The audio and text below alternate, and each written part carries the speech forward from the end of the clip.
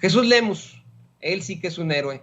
Y le pido a don David que nos grabe para saludar a mi amigo, al periodista y escritor Jesús Lemus, quien hoy pues obviamente nos tiene que hablar de estos casos, del juicio a García Luna, de las declaraciones de los abogados y de cómo es que se espera que el testigo principal del caso sea nada más y nada menos que el hermano del Mayo, Jesús, el rey Zambada. Mi querido Jesús, muy bienvenido a este tu espacio. Gracias mi querido Toño, te mando un fuerte abrazo con todo mi cariño, hasta donde quiera que estés, y con mucho gusto yo aquí reportándome como siempre contigo, con mi querido Vicente, a quien también le mando un abrazo donde ande. Gracias, querido Jesús. Pues aquí andamos.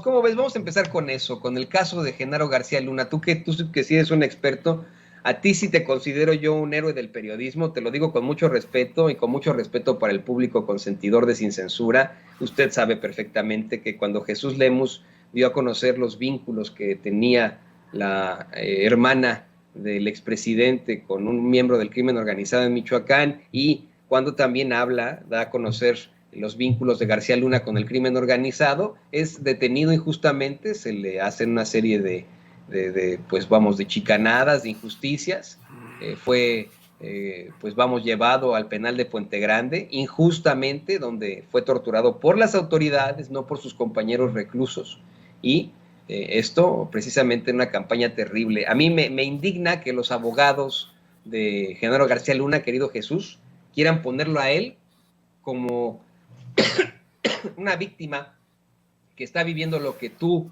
viviste en carne propia, una verdadera injusticia. ¿Qué nos puedes decir sobre esto, querido Jesús?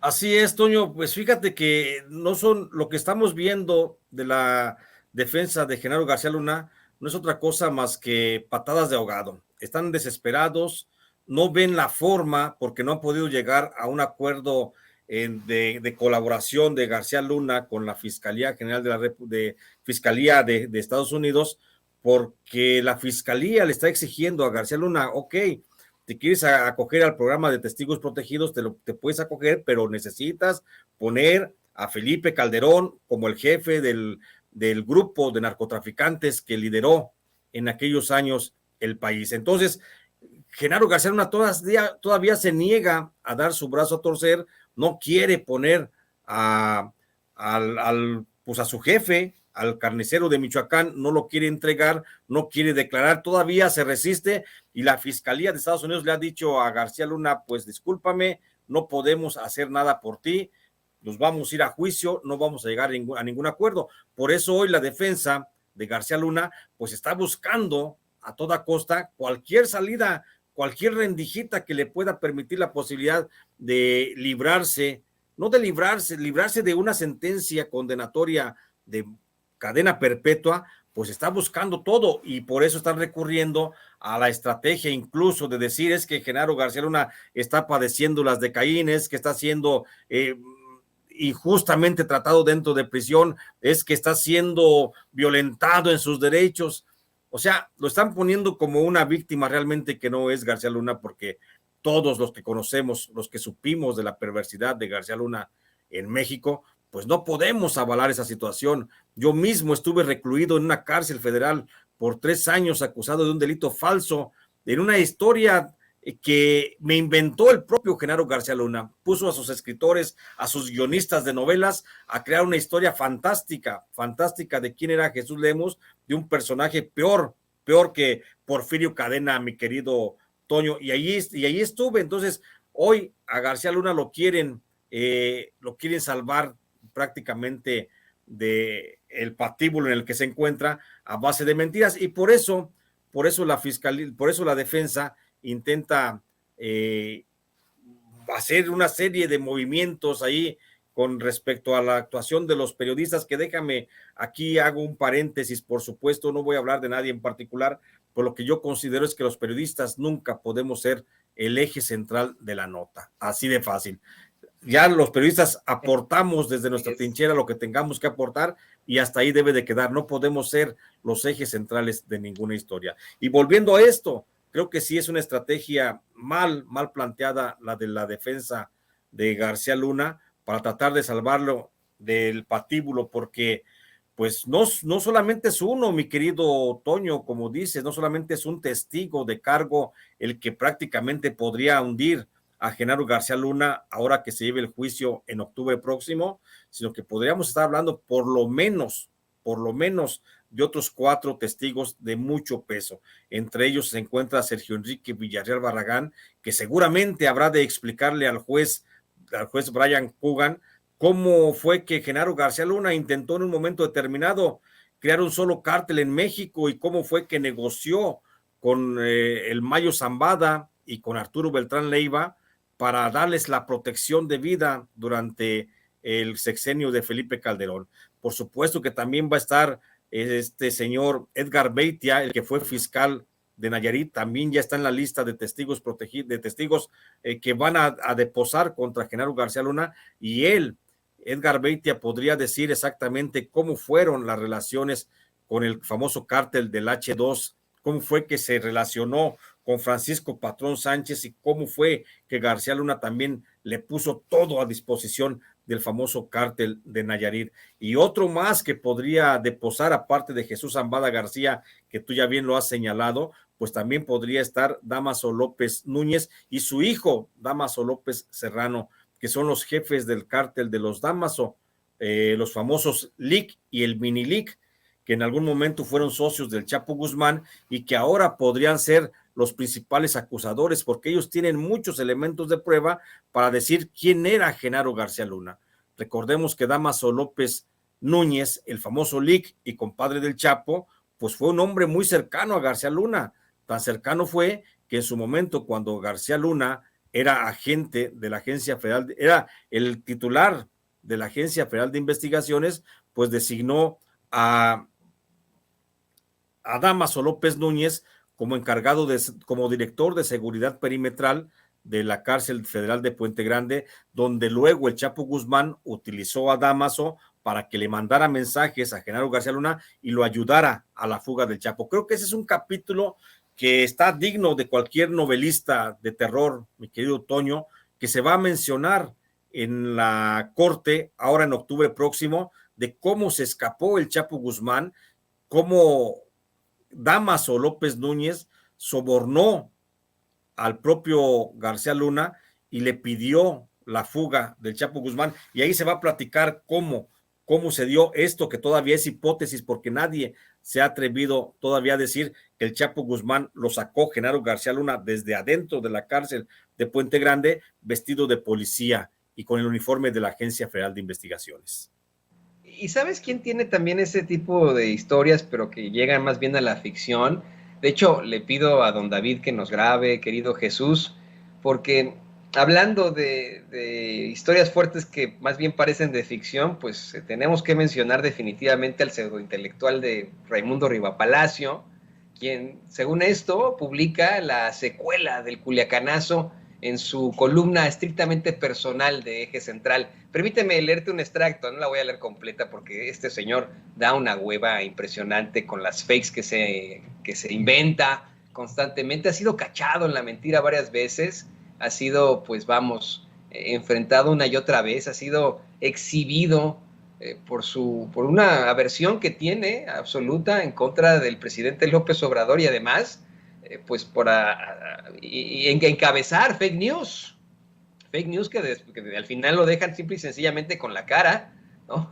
Con la cara ahí que tiene, y además hay que decirlo con todas sus letras, era para muchos el vocero de Genaro García Luna en su momento. Bueno, pues publica esta columna Raimundo Rivapalacio, dice: el momento que define hasta ahora el fracaso del combate al crimen organizado del presidente Andrés Manuel López Obrador es el 17 de octubre de 2019, cuya historia aún tiene varios capítulos por contarse y la consecuencia de las decisiones tomadas en Palacio Nacional aquella tarde. Aún no se alcanzan a ver en toda su dimensión porque siguen generando secuelas. La última, Ovidio Guzmán, el hijo de Joaquín El Chapo Guzmán, a quien el presidente ordenó liberar para evitar una matanza en Culiacán, pero jamás se instruyó para que fueran tras él, para capturarlo.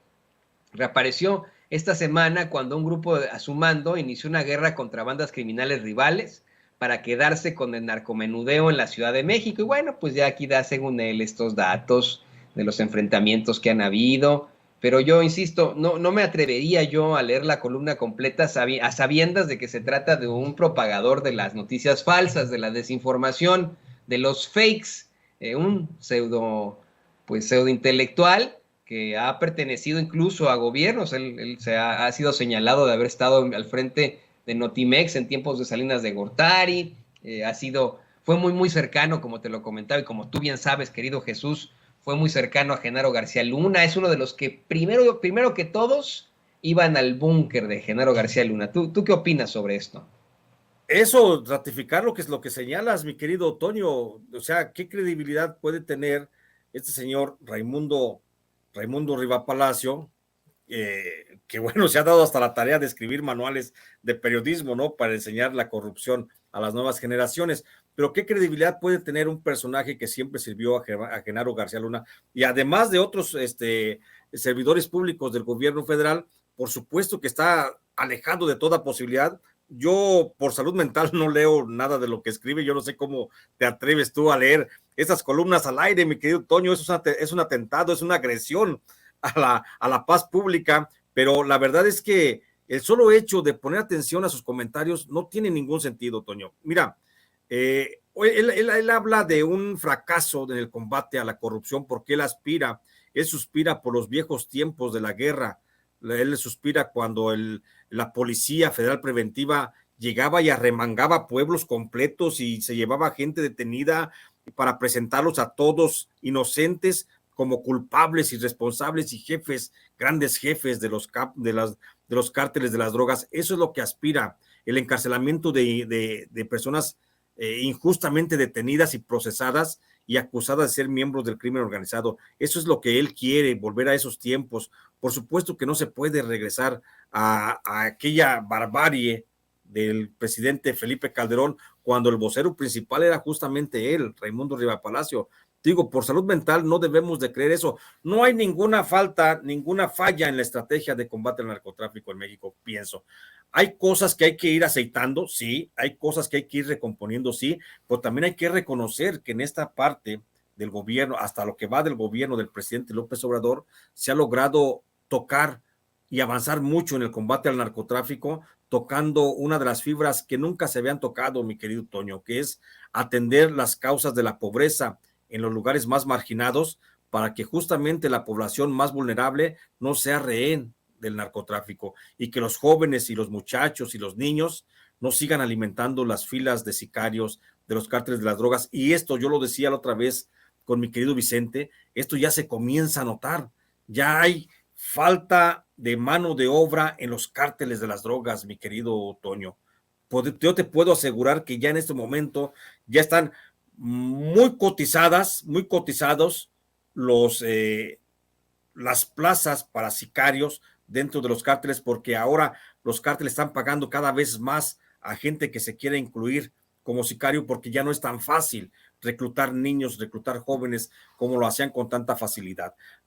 No te voy a decir cifras ni nada por el estilo, porque son temas muy delicados, pero cada vez los cárteles como el Jalisco Nueva Generación, como los Templarios en Michoacán, como la familia michoacana, como los Beltrán Leiva en Morelos o en la zona de Guerrero, cada vez ofrecen más cantidades de dinero a quienes se quieran incluir en los cárteles, porque cada vez es más gente que dice, espérame, yo ya no quiero irme de sicario porque yo ya tengo una beca para estudiar, yo ya tengo un trabajo sembrando vidas, plantando árboles frutales en mi comunidad y aunque sea poco, lo prefiero para vivir tranquilamente, yo ya tengo fertilizante para sembrar mis tierras. O sea, hay mucha gente que con esos programas que son tan criticados del gobierno federal y que dicen que son dádivas y que es fomentar la flojera y que, ya sabes, el discurso de los neoliberales está dando resultado, mi querido Toño.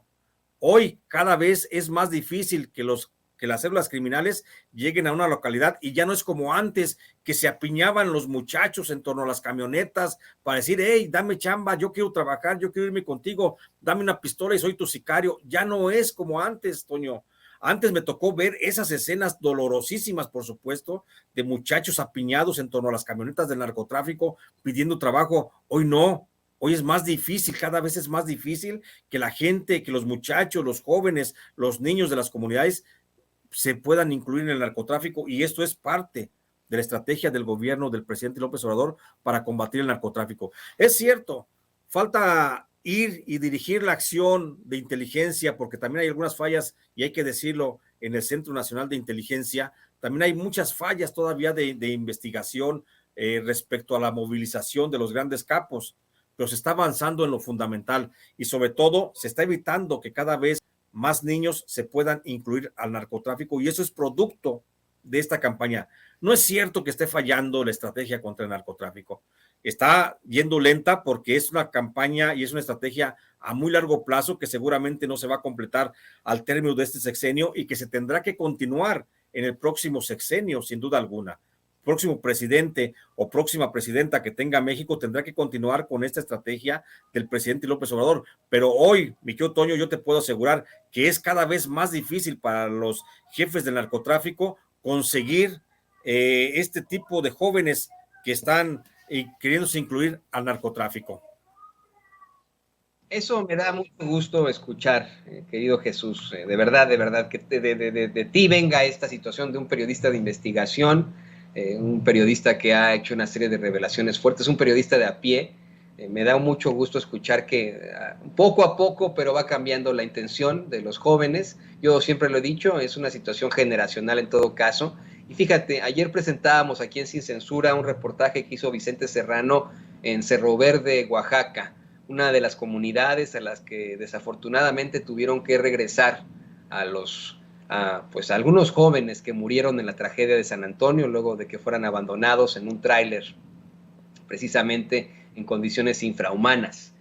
Veíamos las imágenes de cómo es que pues es un sitio hermoso, Cerro Verde, ahí en Oaxaca, un sitio muy, muy bonito, cerca del cielo, incluso lo decíamos, pero en el que pues hay falta de oportunidades y por el cual muchos jóvenes deciden incluso venirse acá a los Estados Unidos, arriesgando la vida, pero también teníamos el comentario de un miembro de nuestra querida audiencia, de un público consentidor que nos decía que él está muy satisfecho con el programa Sembrando Vida en su comunidad, ahí cerca de Cerro Verde, en Oaxaca, que está, pues vamos, convencido de lo bien que le estaba aportando a su comunidad, ¿no? Deja tú, además del programa Jóvenes Construyendo el Futuro, pues tenemos Sembrando Vida, ¿no?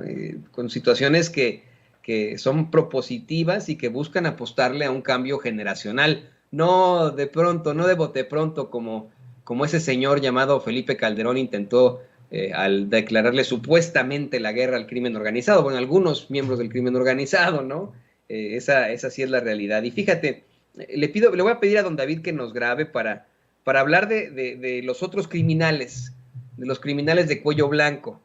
Hace unos momentos nos mencionas cómo es que para ti, sí, esta estrategia de seguridad, de abrazos no balazos, de apostarle más a atender a la juventud, de atender a las causas de la pobreza, funciona muchísimo mejor que el golpeteo.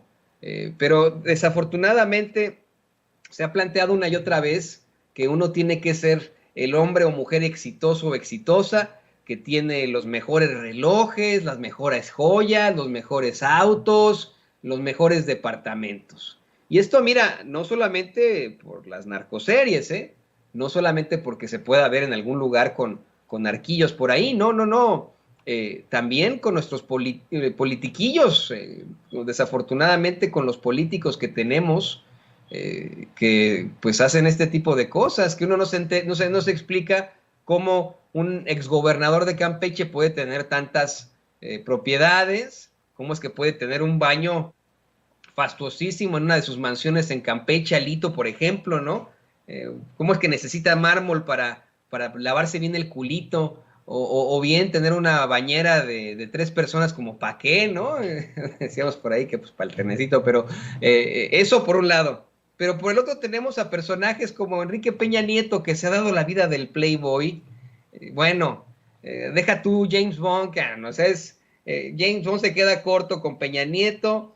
Ahí estuvieron mostrando fotos de su fastuoso departamento en Madrid, y ya salieron sus defensores en los medios de comunicación tradicionales a decir, ay, no, pues ni es tan buena la zona ahí en Madrid, que no sé qué, ¿no? Ahí hasta se ve cómo es que no hay dónde estacionarse. Oiga, vivir en el centro, allá en Madrid, es carísimo, es carísimo. Es como, no tan caro, pero al nivel de vivir en la ciudad de Nueva York. Ya le está mostrando don David, mi querido Jesús, nos está mostrando una serie de imágenes de pues el palacete, ese departamento de lujo, ese depa de lujo, como los españoles le dicen, ese piso de lujo que tiene Peña Nieto y que ahora está vendiendo. Se dio a conocer recientemente que está vendiendo ese departamento de lujo luego de que se diera a conocer en la conferencia de prensa mañanera que está siendo investigado por la Fiscalía General de la República. Tú ya sabes la historia,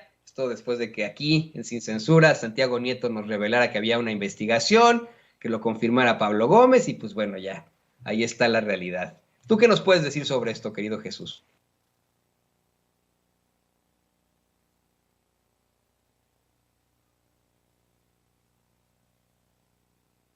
Perdón, había apagado mi audio, pero sí, decía Toño, creo que es bien importante el asunto de, sí, darle seguimiento al caso de Peña Nieto, como ya puso en remate su departamento. Ando viendo a ver si alcanzo a contar para comprarlo, pero no sé si me alcance.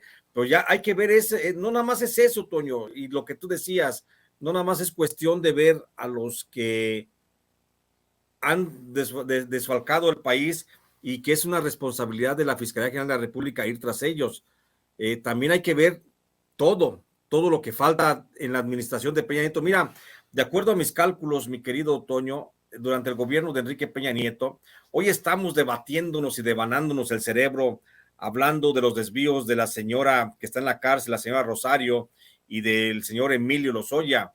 En suma, entre los dos desviaron algo así como 7,000 millones de pesos y estamos dejando de lado justamente lo que se pudo haber sustraído entre Enrique Peña Nieto, entre Luis Videgaray y entre Miguel Ángel Osorio Chong.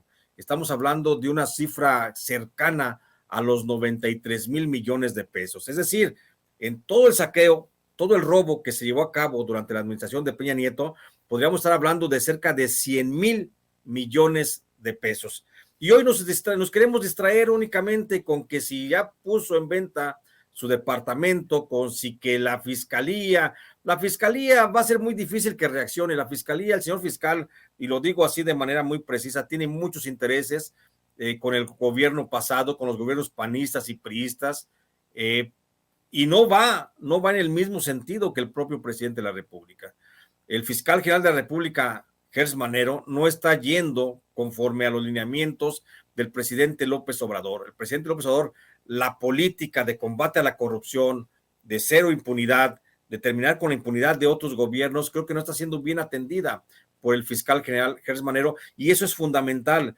Mientras no se corrija esa situación, yo no hablo de destitución, yo más hablo de una reactivación de la Fiscalía General de la República, vamos a ver buenos resultados y entonces vamos a ver que no vamos a tener que estar supeditados a lo que digan los medios de que si Peña Nieto ya vendió, que si ya se fue, que si ya se estableció en otra parte. Vamos a ver una fiscalía actuante, que eso es lo mero importante, eso es lo mero fundamental, que tengamos una fiscalía que más allá de la acción mediática de los periodistas denunciando actos del expresidente Enrique Peña Nieto, una acción legal de la fiscalía, a ver, y no importa que vendas o que no vendas, aquí vienes y declaras y explicas cómo estuvo el robo, no nada más de cómo fue que tuviste desvíos de dinero o depósitos, como lo ha dado a conocer el propio Pablo Gómez de la Unidad de Inteligencia Financiera. Queremos una fiscalía que actúe, que responda rápidamente a esta urgencia que tenemos los mexicanos para que se alcance una procuración de justicia debida y para que los actores del pasado que saquearon el país, que nos robaron en nuestra cara, Toño, que nos sacaron, nos metieron las manos a las bolsas y se llevaron lo que más pudieron, pues que puedan ser llevados ante la justicia, porque esa fue la oferta a final de cuentas del presidente López Obrador. Y hoy el presidente López Obrador decía una cosa tan hermosa en la mañana en la conferencia de prensa, Toño, que la verdad es que a mí me iluminó el día, cuando dice es que no necesita nada material para ser felices, y esa es la gran enseñanza, creo, de este gobierno, de esta transformación, de este presidente que tenemos, mi querido Toño, no buscar en lo material la felicidad que podemos alcanzar en lo espiritual. Creo que eso nos lo tiene que reforzar la Fiscalía con una acción de justicia directamente dirigida contra este señor, contra Enrique Peña Nieto, para que explique no nomás los robos de Lozoya, Emilio Lozoya, y de esta señora que se encuentra también ahí recluida, entonces, no, de Rosario, no nada más es eso. Creo que deben de explicar por lo menos el desvío de otros 93 mil millones de pesos que se llevaron a la bolsa en obras que nunca se ejecutaron, en programas de acción que nunca se aplicaron, programas de gobierno, y por supuesto en dineros que estaban ahí guardados en las arcas y que se lo llevaron a manos llenas. Qué bueno que planteas esto, Jesús, de verdad. No nos podemos quedar solamente en las nimiedades, en las pichicateces. También ahí está la propiedad que tiene las afueras de Madrid, pero ese también sería una pichicatez en comparación con lo que nos acabas de revelar hace unos momentos. Una cifra cercana a los 100,000 millones de pesos del saqueo de Peña, de lo que pudo haber sido ese saqueo de Peña. Fíjate que yo pues lo he escuchado una y otra vez, cómo es que se plantea que Peña Nieto llegó con una bolsa pues normal, ¿no? Normal de una persona de la clase alta, si lo quieres ver así, no ultra fifí. Se convirtió de pronto, siendo presidente, de ser rico a ultra rico, a multimillonario, a lo que le llaman acá en Estados Unidos billionaire, ¿no? Entonces, pues híjole, tendrán que rendir muchas cuentas y tendrá que exigirse muchísima claridad. Yo creo que si ya no se alcanza en este sexenio, se tendrá que buscar en el próximo una verdadera reforma fiscal, judicial, una reforma en la que se puedan evitar este tipo de situaciones desde lo judicial, porque hoy, querido Jesús, hemos llevado una serie de notas por ese tipo de jueces, jueces como los que te condenaron a ti injustamente y que hoy le dan toda la fiabilidad a Iberdrola, a Monsanto, como siempre, ¿no? Y que nosotros, el pueblo, queda pues siempre olvidado. Y querido Jesús, bueno, pues yo te agradezco que nos hayas acompañado en este espacio. Te agradezco infinitamente que estés con nosotros siempre conectado. ¿Por qué no nos compartes tus redes sociales y tal vez un comentario final sobre esto, una conclusión sobre lo que estamos platicando? Pues gracias, Toño, siempre agradecido por esta posibilidad de platicar contigo, con tu audiencia, con Vicente Serrano, que seguramente nos está escuchando desde alguna parte. Pues nada más decirte eso, que creo que el tema aquí que debemos de exigir es justamente la activación de la Procuraduría de Justicia. Creo que ya estamos muy satisfechos en cuanto a lo mediático. Ya sabemos cómo viven, ya sabemos qué se llevaron, ya sabemos cómo se lo llevaron. Lo importante es ahora, y esto gracias a la culturización que hace todos los días el presidente de la República desde la conferencia mañanera, y pues ahora lo que necesitamos saber es cuándo van a presentarse ante la justicia, cuándo los van a llevar ante un juez para que expliquen, por lo menos que expliquen, mi querido Toño, que digan dónde y cuándo y cómo se llevaron y cuánto fue lo que se quedaron y por qué se lo robaron, que le expliquen al juez para que los mexicanos tengamos pues esa posibilidad de satisfacer también nuestras ansias de justicia. No podemos también estar así como en la incertidumbre de que ya nos saquearon y ya se fueron, ¿no? Pues eso está muy feo.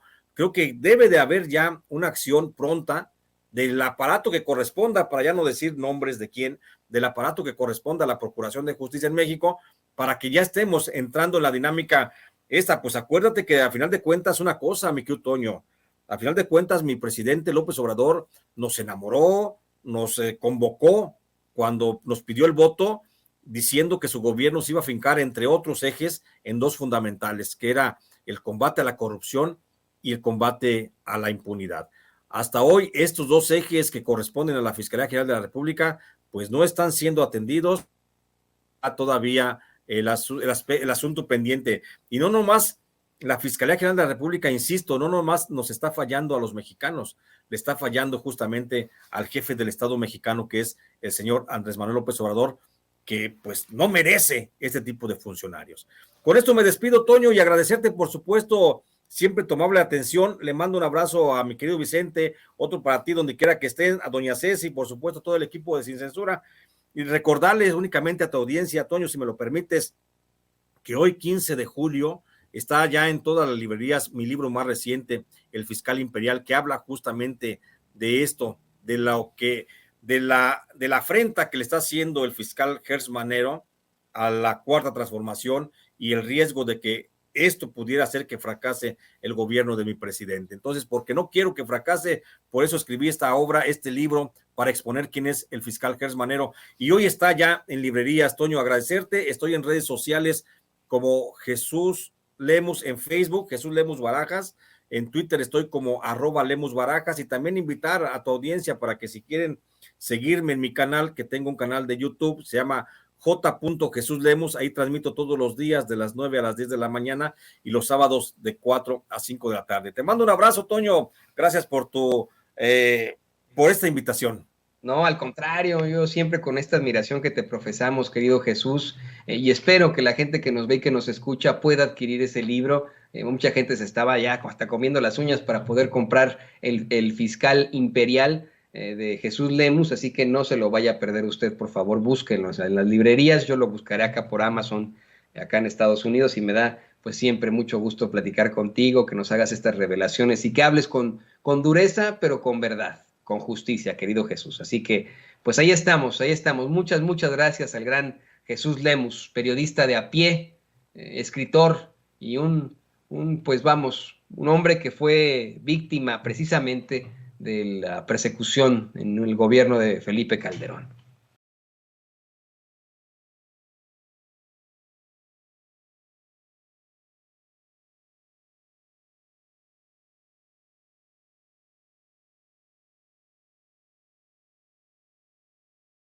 Querida Nancy, te saludo con muchísimo gusto. A ti, que te digo, siempre te he expresado también esa admiración. Además de ser una gran periodista y corresponsal, eres maestra de periodismo, eres catedrática ahí en la UNAM. Así que bueno, pues te saludo con mucho gusto, querida Nancy.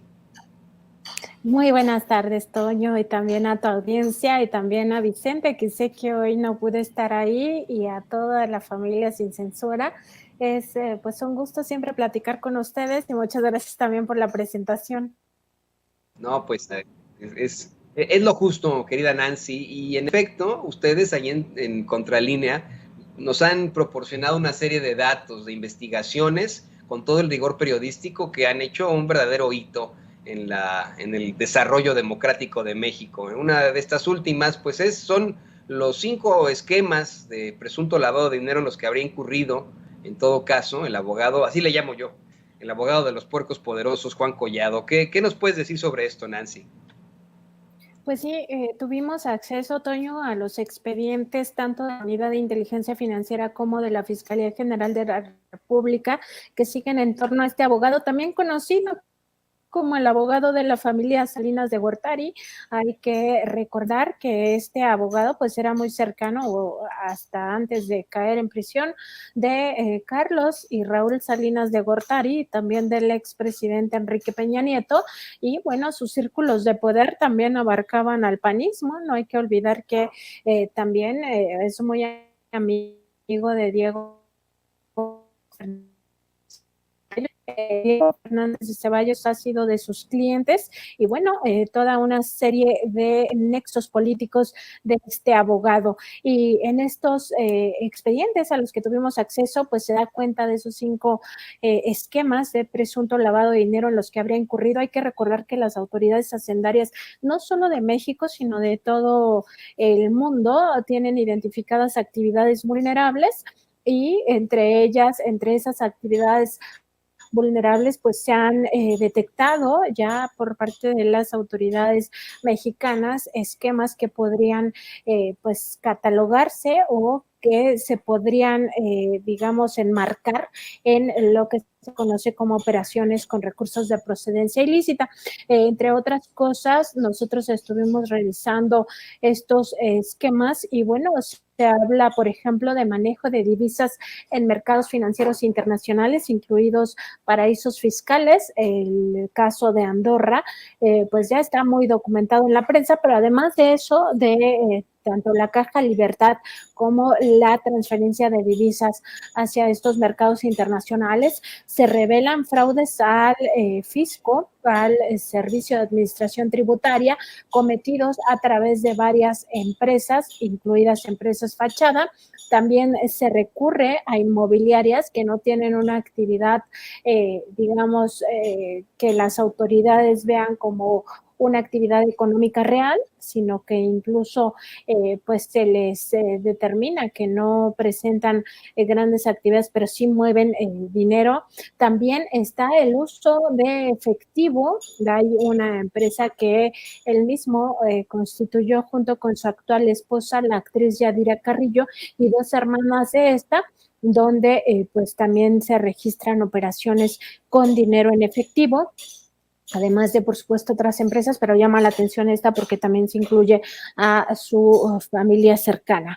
Y está el caso, y yo creo que es de lo más emblemático que podemos encontrar en estos 5 esquemas, del uso de casinos, las apuestas, todo lo que tiene que ver con apuestas, es considerada por la autoridad hacendaria una actividad altamente vulnerable al lavado de dinero. Y lo que nosotros encontramos aquí, pues son 2 nexos a diferentes grupos de casinos, pero en realidad se trata de los más poderosos. Por un lado está este vínculo con el llamado zar de los casinos, y que justamente se habría dado a través de estas empresas de Magaña, de este personaje Riva Palacio Magaña, y también una segunda conexión con los hermanos Rodríguez Borgio del grupo Big Bola.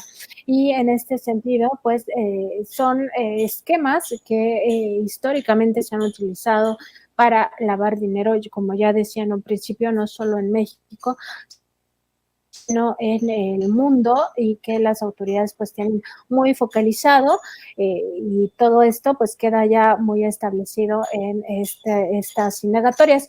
Yo tuve la oportunidad de preguntar en la conferencia matutina al presidente López Obrador. Estaba ahí presente también el actual titular de la Unidad de Inteligencia Financiera, Pablo Gómez, sobre este caso, porque le decía, pues a finales de junio, el 30 de junio, la Fiscalía General de la República había indicado que se solicitaría un nuevo análisis a la UIF sobre el caso Collado, luego de que un juez pues desestimara una de las 3 causas. Hay que recordar que él está por delincuencia organizada, por presunta delincuencia organizada, también por presuntas operaciones con recursos de procedencia ilícita y por presunto fraude.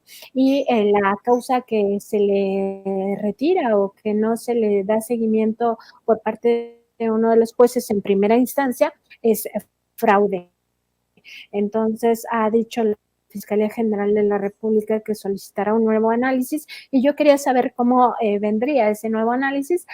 Nos dijo el presidente López Obrador, ya no permitió que Pablo Gómez nos diera respuesta, pero sí nos dijo que toda la cooperación se iba a tener en este y en todos los casos que la Fiscalía General de la República hiciera. Entonces, pues esperamos que pronto se dé a conocer en qué términos viene ese nuevo análisis, y sobre todo si profundizan en estos casos de los presuntos esquemas de lavado de dinero, sobre todo porque conecta con otros personajes también que llaman mucho la atención. Está una conexión financiera con, por ejemplo, Roberto Madrazo, este político priista opositor al gobierno del presidente López Obrador, importante opositor al presidente López Obrador, que incluso pues se le ha portal Latinus, un portal de desinformación totalmente, y a través de su hijo y su yerno estarían financiando ese portal. También hay una conexión hacia León Trawitz, este general que en su momento, en el sexenio pasado, tuvo como responsabilidad la Subdirección de Seguridad de Petróleos Mexicanos, y que fue ya, y estaba muy documentado, que habría participado en el mercado negro de los combustibles, en el llamado huachicol o robo de combustibles. Y también hay una conexión muy interesante con César Duarte, el exgobernador de Chihuahua, a través de una empresa que además ha sido identificada como la que habría utilizado, una de las varias que habría utilizado para pues extraer recursos del erario de esa entidad, alrededor de 260 millones de pesos por esa específica empresa que tiene relación con Juan Collado. Entonces es un trabajo que nos lleva a otros nexos muy interesantes y que pues está disponible en nuestra página para toda tu audiencia, que es www.contralinea.com.mx, y de una vez, Toño, me aventé mi comercial. No, eso es buenísimo, no es comercial, es información que tienes que dar, vamos, yo le pido a la gente que por favor los siga, los busque en Contralínea, pero déjame cerrar con esto, con una última pregunta, querida Nancy, le pido a don David que nos grabe.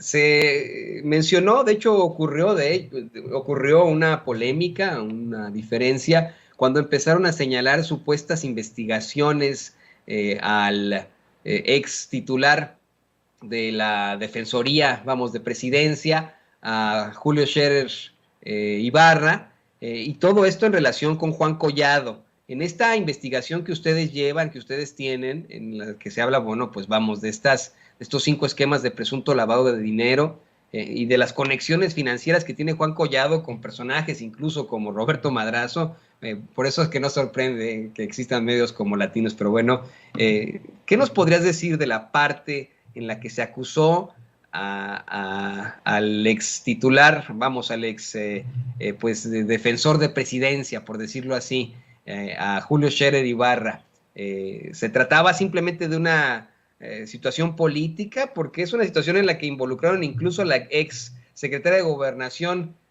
a la doctora Sánchez Cordero. ¿Tienes algo de información sobre eso, Nancy?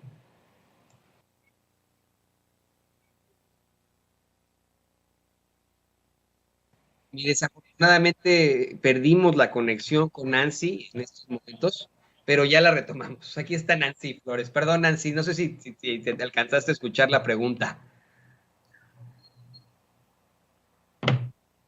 Sí, lo que sabemos y que es público totalmente es que la Fiscalía General de la República va a reiniciar este caso, ya de hecho ya apeló la decisión de un juez que había determinado que pues no se daría curso a esta denuncia que hizo Juan Collado de que había sido presuntamente extorsionado por allegados al quien fuera titular de esta unidad. Fue hombre. Miren, desafortunadamente estamos perdiendo a Nancy por cuestiones de internet, no nuestras, del internet en lo general. Estamos intentando comunicarnos con ella vía telefónica. Estamos buscando ver la posibilidad de que mire, ellos son verdaderos periodistas y por supuesto que nos interesa que se sepa todo esto, que quede todo con claridad. A Juan Collado lo ha intentado precisamente, no Juan Collado, a Julio Scherer lo ha intentado, vamos, inmiscuir en esta trama el mismo Juan Collado, y bueno, eso es importante que se pueda aclarar aquí en Sin Censura. No sé si ya tenemos por ahí a Nancy, está haciendo la transmisión. Doña Ceci Vega, estamos intentando localizarla vía telefónica, y pues bueno, en esas andamos, si no, pues ahí estamos con mucho gusto. Es que esto ocurre, ya sabe usted, cuando estamos al aire estamos completamente en vivo y este tipo de situaciones ocurren muchas veces. Ya está Nancy con nosotros. Perdón, Nancy, te ofrecemos disculpas. Ya sabes que la tecnología no tiene palabra de honor y yo le decía al público consentidor de Sin Censura cómo es que Juan Collado ha intentado embarrar precisamente pues vamos, al extitular del área jurídica de presidencia, a Julio Scherer Ibarra en estos manejes y etcétera. Como bien mencionabas, se determinó que no se daría curso a la denuncia de Juan Collado, pero ¿tiene algún otro tipo de alcance esto que ha planteado Juan Collado en las investigaciones? Sí, porque este tema no está todavía concluido. O sea, de hecho, la Fiscalía General de la República lo apeló en su momento e incluso interpuso una denuncia ya ante el Consejo de la Judicatura Federal en contra del juez que determinó no dar seguimiento a esta denuncia. Y hay que recordar que además Juan Collado ha intentado llegar a un acuerdo con el gobierno federal de reparación del daño, así se le ha llamado, luego de que en una conferencia matutina del presidente López Obrador también se dijo que si llegaban a acuerdos reparatorios podría salir de prisión. Ofreció 500 millones de pesos, sin embargo, por el tipo de que tiene su caso, no se aceptó este acuerdo y pues él va a seguir, digamos, en su tónica de explorar todas las estrategias jurídicas que pueda tener a su alcance, en este caso de la denuncia por una presunta extorsión, pues es algo que no está juzgado, es algo que continúa y que pues se le va a dar seguimiento. Las autoridades tienen que seguir dándole seguimiento y que esto pues no es algo que podamos decir ya se cerró, es algo que está abierto, que está en curso, que está siendo investigado y que la autoridad ministerial pues ha dicho que va a continuar querellando y en ese sentido pues hay que seguir alertas nosotros como ciudadanos a ver qué concluyen las autoridades judiciales, pero no es un tema fácil, es un tema que incluso ya entró a otras instituciones, en este caso, por ejemplo, al Consejo de la Judicatura para revisar la propia actuación del juez y hay que recordarle a la audiencia que cuando entra a la Judicatura pues se puede revisar incluso el tema de el dinero, es decir, darle un seguimiento al juez a sus finanzas para determinar si fue sobornado por alguna de las partes para declinar la balanza de la justicia en un sentido o en otro. Entonces es un tema que yo considero va a continuar de aquí en adelante y que más bien nosotros debemos de estar atentos a todo lo que implique el caso Collado, como los casos de mucho perfil. No hay que olvidar que también está el caso de Rosario Robles, del propio César Duarte, que ya está siendo procesado y que hay un nexo con Juan Collado. Quizá en su juicio también salga información relacionada a Collado y que hay otros personajes que están también siendo investigados en este momento, hasta el propio expresidente Peña Nieto pues forma parte de una carpeta de investigación ya abierta en la Fiscalía General de la República. Entonces lo que debe de hacer la ciudadanía, la gente, es pues seguir con mucho detenimiento todos estos juicios, todos estos casos o carpetas de investigación que en su momento podrían pues ya darnos luz que habrá justicia también en el ámbito político sin mirar de quién se trata y sobre todo que no se genere impunidad también en esos delincuentes, como se les conoce, de cuello blanco. Así es importantísimo que no se quede solamente las investigaciones y los enfrentamientos hacia los criminales comunes, sino los de cuello blanco, esos que también muestran el lujo barato, así como Peña Nieto tenía que está vendiendo este departamento de lujo ahí en Madrid, pues imagínese Juan Collado, ¿no? Que lo invitó a su boda, no, la boda de su hija, disculpe usted, la boda de su hija en la que hasta cantó Julio Iglesias, y ahí estaba en la mesa Peña Nieto, Del Mazo, y bueno, ya ni hablar, mi querida Nancy. ¿Por qué no nos compartes tus redes sociales de fondo? Mira, tú dices que son comerciales, haz los comerciales que tú quieras, este es tu espacio, ya sabes que aquí en Sin Censura no tenemos ningún tipo de competencia, lo que estamos buscando es que la gente obtenga esa verdad con justicia, que ejerzan siempre su espíritu crítico y que opten siempre por los medios libres e independientes como lo es Contralínea. Ay, pues muchas gracias, Toño, así que voy a aprovechar. Estamos, ya sabe la gente, y nos seguimos invitando a nuestro programa en vivo de 10 a 12 del día, de lunes a viernes, en nuestro canal de YouTube de Contralínea y también en nuestra página de Facebook, donde nos encuentran igual como Contralínea.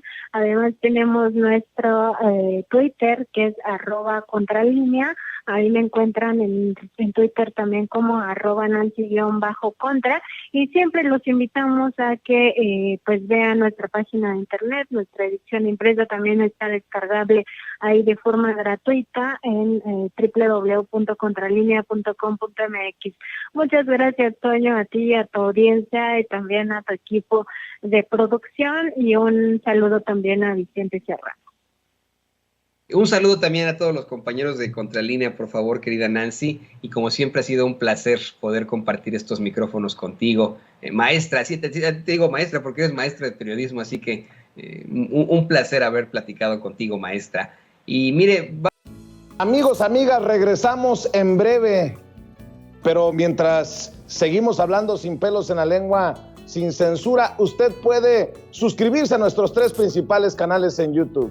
Sin Censura Media, en donde tenemos más de 1.600.000 suscriptores, Sin Censura TV, en donde tenemos más de 1 millón de suscriptores, y en Sin Censura Presenta, en donde queremos llegar muy pronto a los 100,000 suscriptores. Si usted ya está inscrito en Sin Censura Media, suscríbase en Sin Censura TV. Si ya está suscrito en Sin Censura TV y Sin Censura Media, suscríbase a Sin Censura Presenta. Recuerde que es gratis, no tiene que sacar un solo centavo de su bolsillo para apoyarnos. Dele clic en la campanita para que los señores y señoras de YouTube envíen las notificaciones cuando estemos transmitiendo en vivo y en directo o estemos subiendo videos. También nos puede seguir en Twitter en @Vicente Serrano y hasta en Instagram. Ojo, también estamos en Instagram. Son nuestras redes sociales y con el apoyo de ustedes seguimos creciendo, porque con ustedes todo, sin ustedes nada.